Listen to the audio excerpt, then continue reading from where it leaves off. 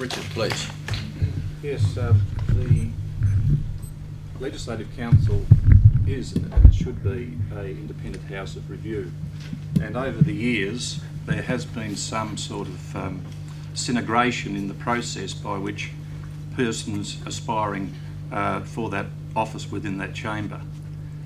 And by being a member of a political party, either directly or indirectly, and I use those words very carefully, you are able to be, and in most circumstances I believe, to be compromised in your position in being able to undertake whatever you believe as an independent person that you can get your message across.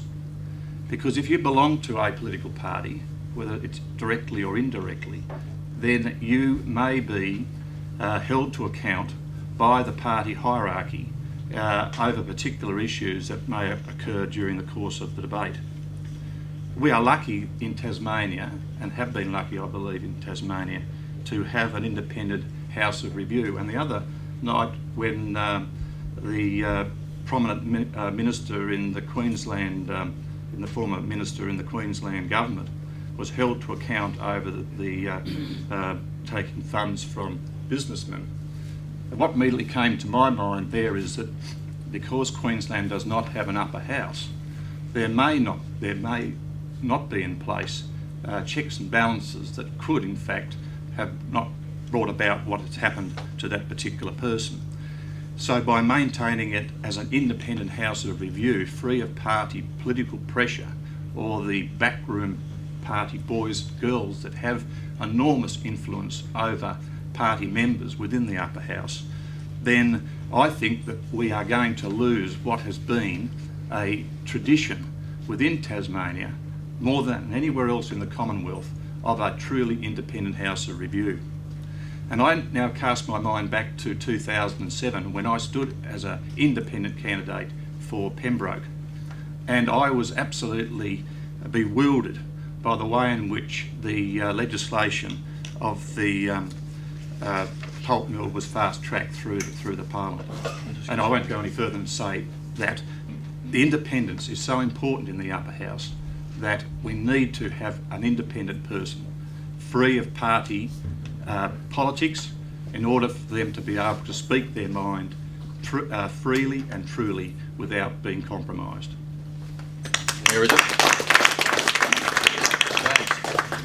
It is naive to think that party politics doesn't and won't intrude on the upper house. It's the way of the world.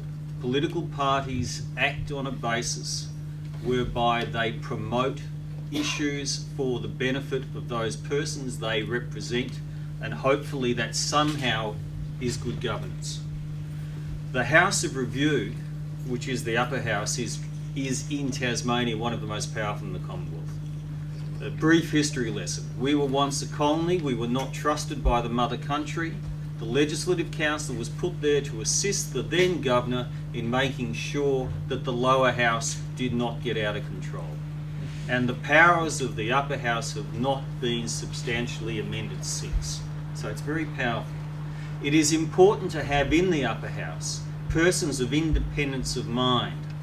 It is important to have independence in the upper house, and thereby creates my particular difficulty in being a member of the Labor Party, but not so wedded to the Labor Party that the branches of divergence that I have will not prevent me from caucusing. And that's essentially what Richard is talking about. The party caucus, where everybody gets together and they say, the Liberal Party is going to do this, you're a member of the Liberal Party, you will do it. You can have Labor sympathies and not caucus with the Labor Party. And that's the importance of the House of Review, bringing an independent mind and view to the issues that are before Parliament. Thank you, James. Thank you particularly for the history lesson. That was excellent. I'll pass to our good panel. Michelle Higgins, would you like to ask your first question to our group of candidates here tonight? Thank you very much. For all the candidates, New South Wales banned canal estates in '97, Victoria banned them in December 2008, the municipality of Kingborough, that I am a councillor of, has excluded them from our planning scheme, or in the planning scheme they are excluded. What I would like you all to answer is, do you think Canal Estates should be a prohibited form of development in Tasmania? Thank you, Michelle. John?